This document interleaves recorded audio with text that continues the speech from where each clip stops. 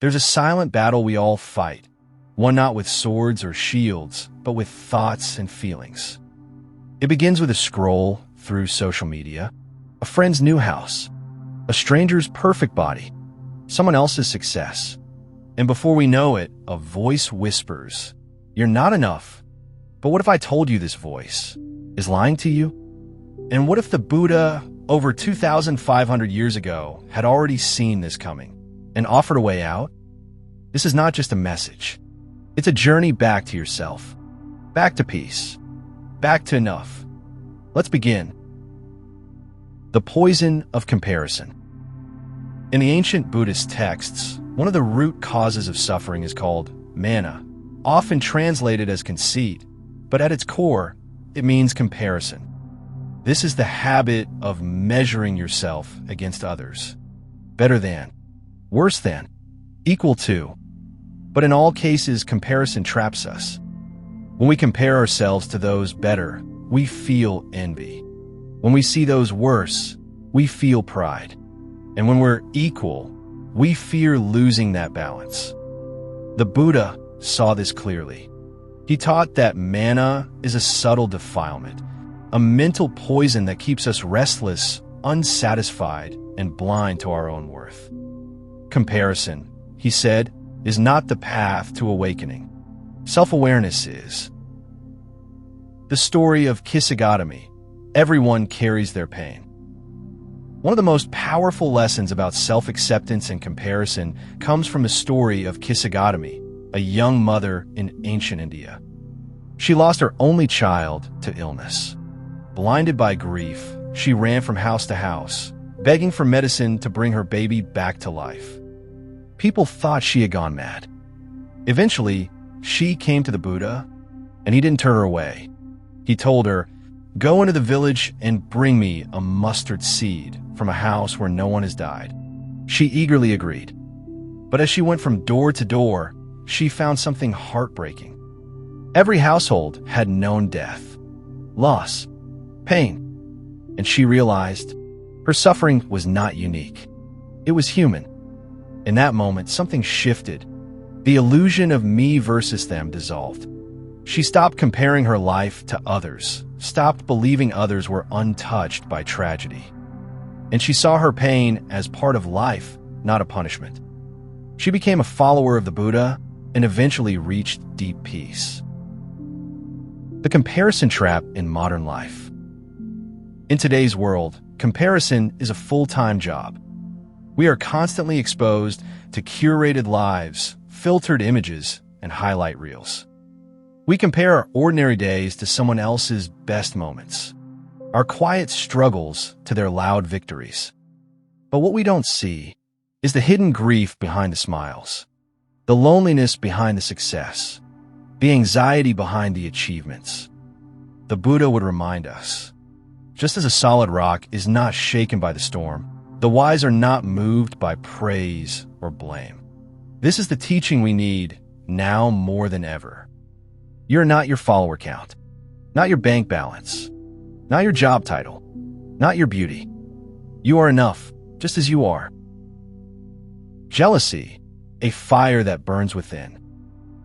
Comparison often leads to jealousy, another painful emotion the Buddha warned against. In the Pali Canon, envy is called Isa, and it's seen as a mental fetter, something that binds the mind and keeps it from freedom. When you feel jealous, you suffer twice. First from what you lack, and then from your hatred of those who have it. The Buddha didn't judge people for feeling jealousy. He understood it, but he offered a way to dissolve it, not through suppression, but through compassion. There's a practice called mudita, sympathetic joy. It means rejoicing in the happiness and success of others. Sounds impossible? Start small. When you see someone win, whisper to yourself, "May they be happy. May I learn to find my own joy too." You'll feel something unexpected, freedom, a release from the burning, a path back to your own peace. You are not behind. There is no timeline. One of the most damaging comparisons is that of life timing. She's already married. He already owns a home. They've made it. I haven't. But according to Buddhist wisdom, this idea of falling behind is a delusion. Why? Because there is no fixed timeline. Each of us has our own karma, our own path, our own lessons. A flower doesn't bloom by looking at the one next to it. It blooms when the sun reaches it. And so do you.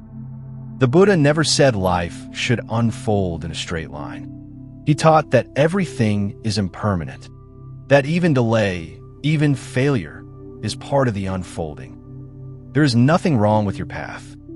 There is only the belief that someone else's is better. Drop that belief, and you return to yourself. The power of contentment, sympathetic. In the Dhammapada, the Buddha teaches, contentment is the highest wealth. Not gold, not fame, not followers. Contentment. The word in Pali is sympathetic, and it means deep satisfaction with what is. It's not laziness. It's not resignation. It's clarity.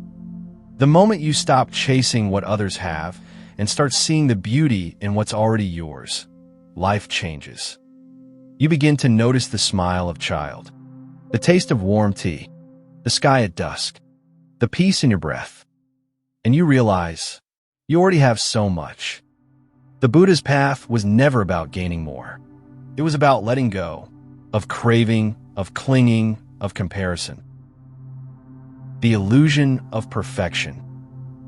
Another trap of comparison is the illusion of perfection. We think, if only I were like them, I'd finally be happy. But everyone is fighting a battle you can't see. Even the Buddha had his challenges. He was a prince who gave up luxury. He walked barefoot, begged for food, faced doubts, faced loss. But he did not compare his journey to others. He simply followed the path, one step at a time. So when you find yourself thinking, they have it all figured out, remember that they don't. No one does. We are all works in progress. And that's not a flaw, it's beautiful. Returning to the breath, a way out of the spiral. So how do we stop comparing? The Buddha offered a powerful tool, mindfulness. When the mind drifts into jealousy, fear, or judgment, return to the breath. Feel it. Inhale, exhale. No competition, no status, just this breath. Right now, you are not lacking. You are alive. You are whole. You are enough. Metta, the practice of loving kindness toward yourself. Most of us are kinder to strangers than we are to ourselves. We say things in our head that we never say to a friend. You're a failure. You're not good enough. You'll never catch up. But the Buddha taught metta, loving kindness. It begins with you. Sit quietly. Breathe. And say inwardly, may I be well. May I be happy. May I be free from suffering. May I love myself as I am. At first, it may feel strange, but with time, it softens the sharp edges. It melts the hardness inside. You stop needing to compare because you begin to care for yourself, gently, lovingly.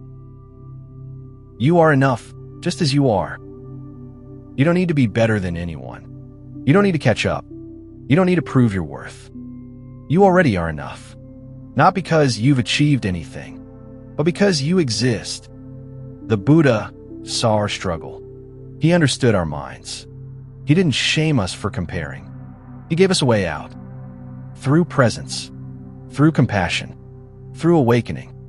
So the next time that voice tells you, you're not enough, smile and whisper back, I'm already whole.